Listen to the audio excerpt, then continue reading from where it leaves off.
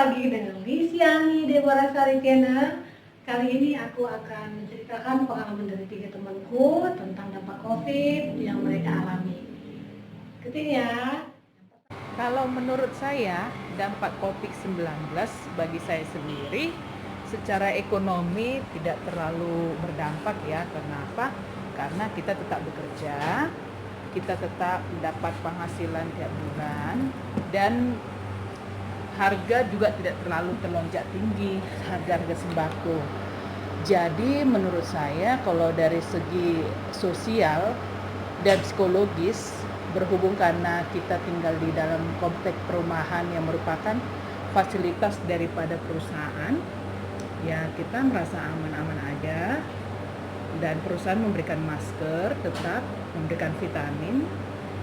Jadi sekitar rumah juga, tetangga, teman-teman kerja juga yang merupakan sama seperti kita mendapat fasilitas perumahan, jadi kita tetap mematuhi peraturan untuk tidak kemana-mana, karena kita akan dikenakan sanksi jika kita keluar dari daerah, apalagi pergi ke zona merah seperti Medan dan sekitarnya.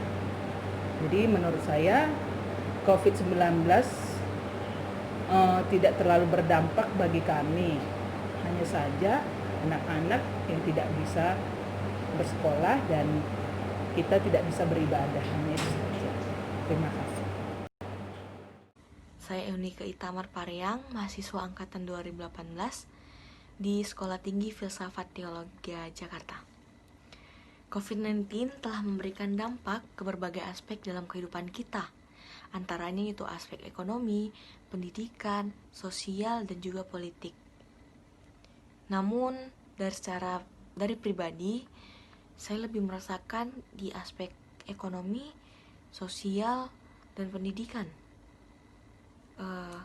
Dalam aspek ekonomi, banyak orang yang telah kehilangan pekerjaannya, pegawai-pegawai yang merasakan PHK, dikenakan PHK, ada juga yang masih bekerja namun secara shift, part-timer, dan pastinya upahnya dikurangi karena tidak seperti biasanya kalau full-timer. Puji Tuhan dalam keluarga saya kami masih merasa cukup, hanya saja usaha sampingan yang dijalankan oleh kedua orang tua saya untuk sementara ditutup karena kebijakan yang dikeluarkan oleh pemerintah selama masa PSBB. Syukur pekerjaan utama papa dan mama masih berjalan lancar. Selanjutnya dalam segi pendidikan, yaitu beberapa bulan ke belakang kuliah diadakan secara virtual. Ini sangat tidak menarik bagi saya karena saya tidak merasa secara virtual.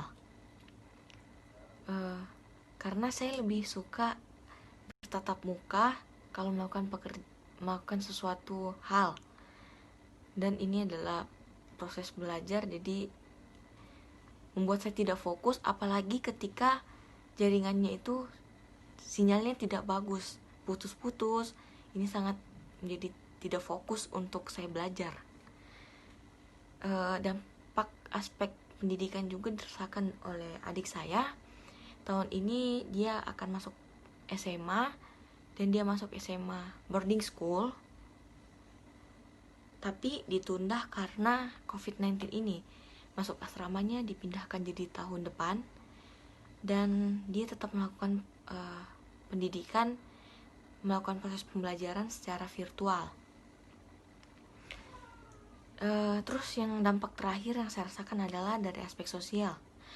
COVID-19 ini mengharuskan kita untuk melakukan social distancing. Ibadah juga dilakukan secara online. Kita sudah beberapa bulan lama berada di dalam rumah, dan ini membuat saya bosan berkegiatan karena pada dasarnya saya adalah orang yang suka berkegiatan di luar ruangan. Ini saya rasa bahwa ini bukan diri saya.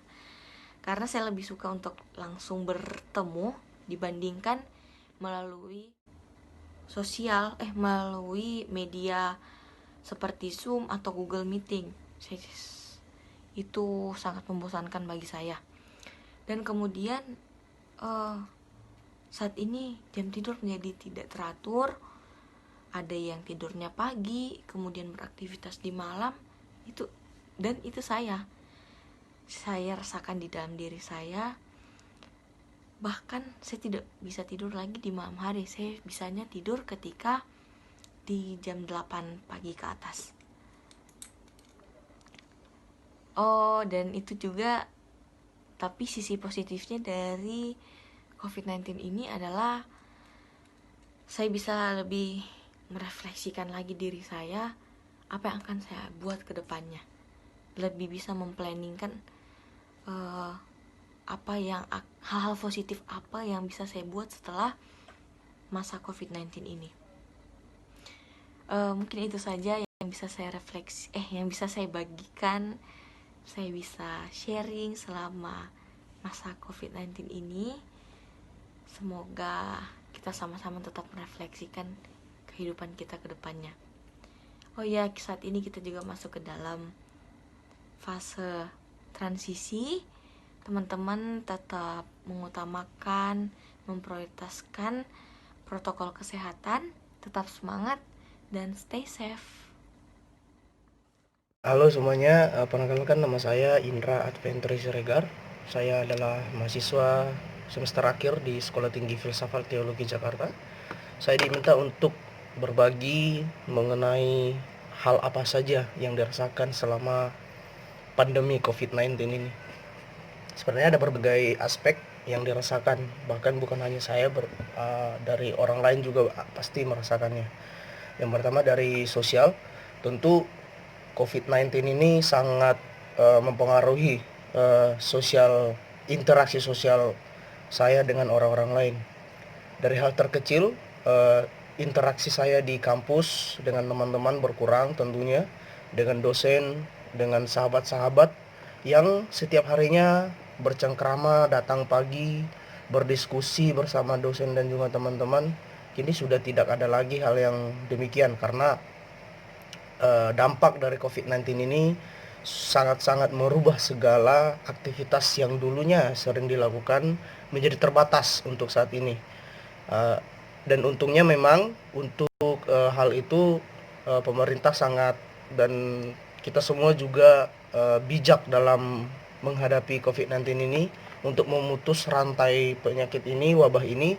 Tentu kita difasilitasi dengan teknologi atau aplikasi-aplikasi untuk mempertemukan, meskipun tidak secara fisik, mempertemukan para sahabat kita dengan orang lain, berelasi tentu biar tidak terputus silaturahmi kita terhadap orang lain. Itu dari sosial. Untuk psikologis, memang akhir-akhir ini saya merasakan bahwa saya cepat bosan juga, karena memang selalu stay at home dan di rumah terus, di ruangan terus, tidak ada hal-hal baru. Mau buka YouTube yang keluar hanya berita-berita paling banyak, dan itu sudah merusak pikiran, terutama karena pengaruh-pengaruh berita yang demikian sangat riskan untuk kita cerna, karena setiap hari ada peningkatan COVID-19 ini menyebabkan korban-korban tertentu hingga meninggal dunia. Tentu hal ini sangat mempengaruhi psikologis setiap orang, karena dari media sosial tersebut kita melihat bahwa beritanya makin parah, sehingga membuat pikiran kita, stigma kita semakin buruk, akan semakin ketakutan karena COVID-19 ini. Saya merasa demikian karena sangat disayangkan juga, karena wabah ini banyak orang yang meninggal, banyak orang yang sakit, banyak orang yang mengisolasi diri, semua serba terbatas. Dan hal-hal tersebut yang membuat setiap manusia sekarang semakin menjaga jarak, berinteraksi sekarang menjaga jarak, semua serba terbatas ini. Dari sisi ekonomi tentu saya merasakan bahwa perekonomian sekarang semakin buruk, karena banyak hal-hal yang ditutup, dalam artian pasar ditutup, semua sekarang serba online. Jadi ada hal-hal yang orang lain tidak bisa dikerjakan dalam sistem online.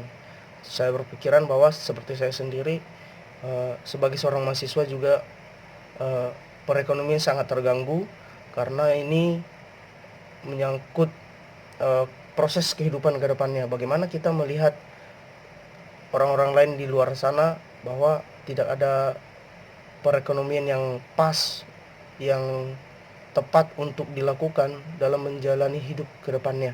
Padahal dalam saat-saat seperti ini kita bisa lihat bahwa pandemi ini membuat kita semakin bingung mencari duit bagaimana, makan harus seperti apa, semua itu dirasakan. Apalagi keluar rumah, bagaimana dengan berbelanja di luar sana. Saya butuh makan, tetapi saya tidak punya uang. Bahkan saya punya uang pun di luar sana terbatas untuk dibeli. Bagaimana dengan hal-hal seperti ini? Nah, itu merupakan dampak-dampak ekonomi yang saya rasakan terutama. Karena dengan adanya COVID-19 ini, pandemi ini, semuanya serba berubah. Tapi kembali lagi kepada diri kita sendiri, bagaimana kita menanggapinya. Mari kita bijak bersama-sama bahwa ini bukan hanya urusan pemerintah, tapi ini juga urusan setiap perorangan, setiap kita dari diri kita sendiri, bagaimana cara kita menghadapi pandemi ini dengan bijak. So, kita tetap ikuti protokol, kita tetap melakukan apa yang dianjurkan oleh pemerintah, karena pemerintah tidak bisa bekerja tanpa dengan bantuan dari kita semuanya. Thank you, selamat, salam sehat.